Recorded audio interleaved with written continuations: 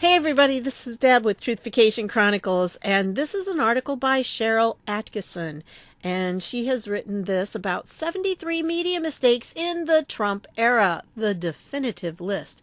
Well, she really needs to keep this open because I think there'll probably be more as we go on. This was put out on January 22nd, so it is pretty current, and it's a list of things that the media has made mistakes and the things about Trump that they've said that have not been true. And I'll leave the article down below so you can read the whole thing yourself. But let me get down to what some of them are.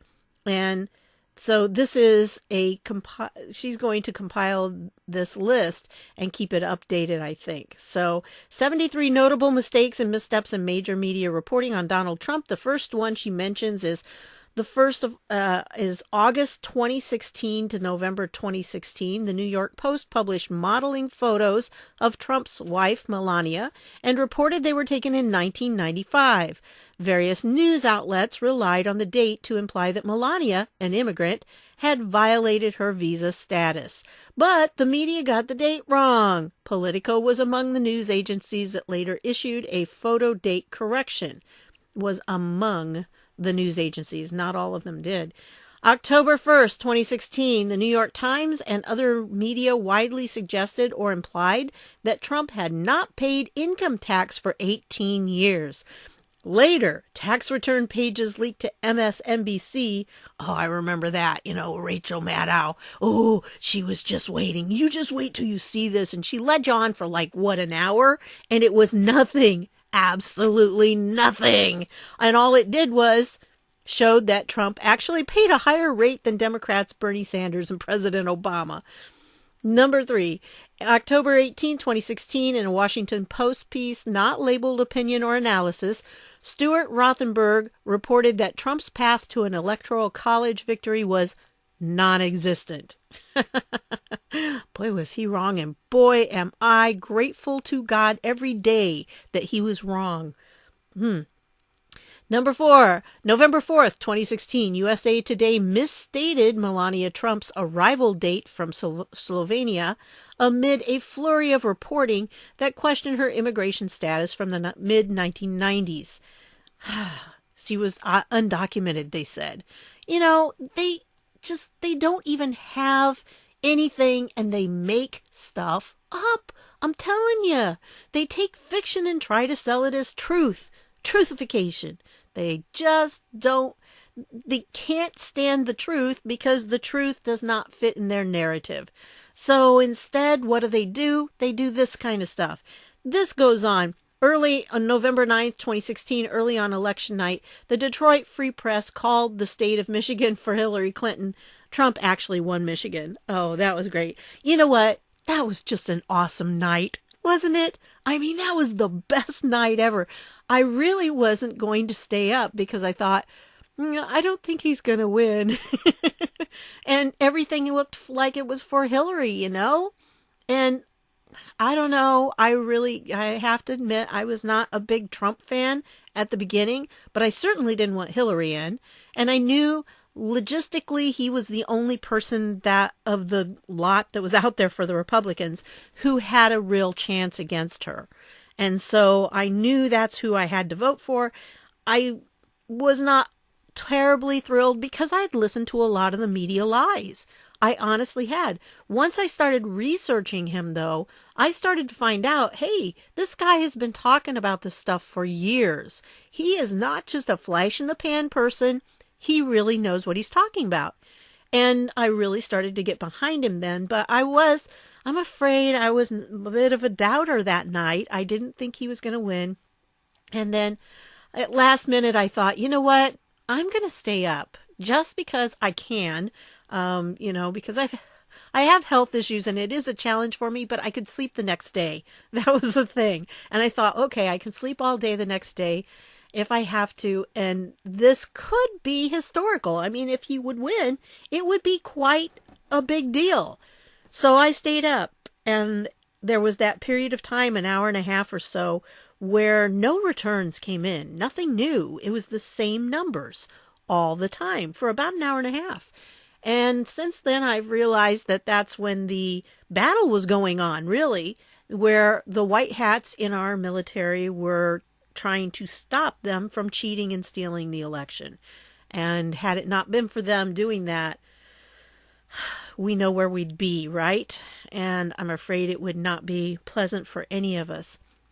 So when the returns actually started coming in, it was just massive. It was Trump, Trump, Trump, Trump. It was just, I mean, I probably woke my neighbors up. I'm sure I did.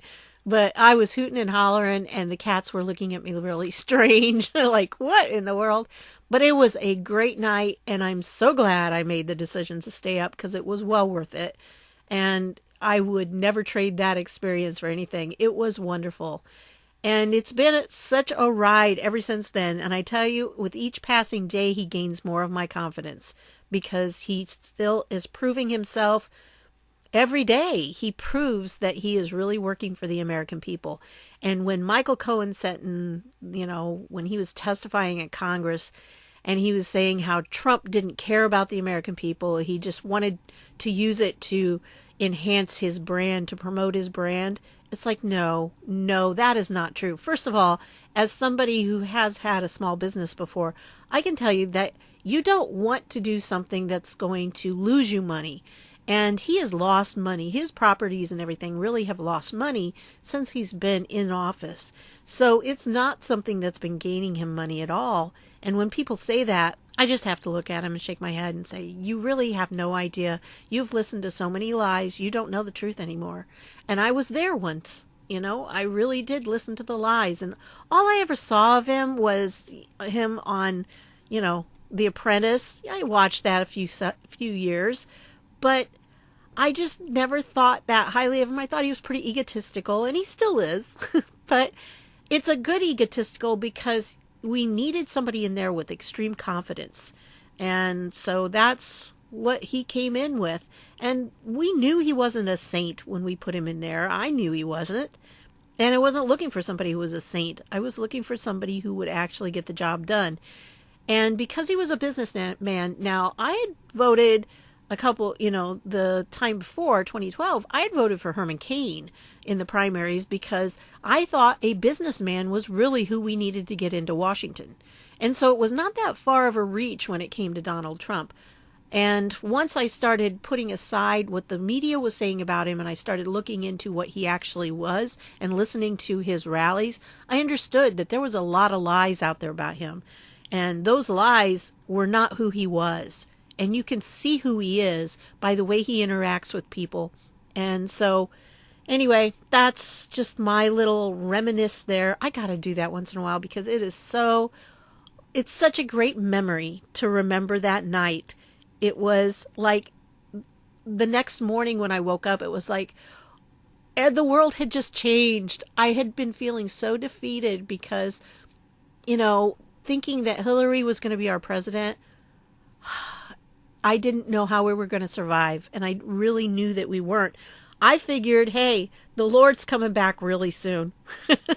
And so in some ways, I'm kind of sad that put that off, but I think it's necessary that God's giving us a reprieve. He's giving us a chance here. And so we need to use it as best we can to get the word out about the fight that's good versus evil. And we really need to do what we can to rectify that as much as possible right now. So this article goes on and has several of them. Like I said, I like this one too. January 20th, 2017. CNN claimed Nancy Sinatra was not happy at her father's song being used at Trump's inauguration. Sinatra responded, "That's not true. I never said that. Why do you lie, CNN?" Actually, I'm wishing him the best. Oh, I thought that was pretty cool. And it just goes on. And this one, you remember the MLK bust. And oh my goodness, they just go on. And it's all these different things that the press had wrong. And a lot of times what would happen is, like this guy here, they would put it out there and people would flock to it and they would see it. They would see the original, but they wouldn't look at the correction. I mean, look at the numbers on this correction. It's like 397 comments, 335 retweets. You got to know that the original had thousands. And so there are people who just didn't bother because they didn't see the correction. They didn't care. And, there are probably some today, if you would talk to the different liberals, they probably would say, yeah, that was true that he did remove the MLK bust. I don't know. But anyway, it goes on. I'm not going to go through all of them because there are 73 of them. And so I'll leave the link down below. You can read them for yourself. I just thought it was an interesting article and I wanted to share it with you. So there you go. I want to thank you for stopping by, and I will see y'all later.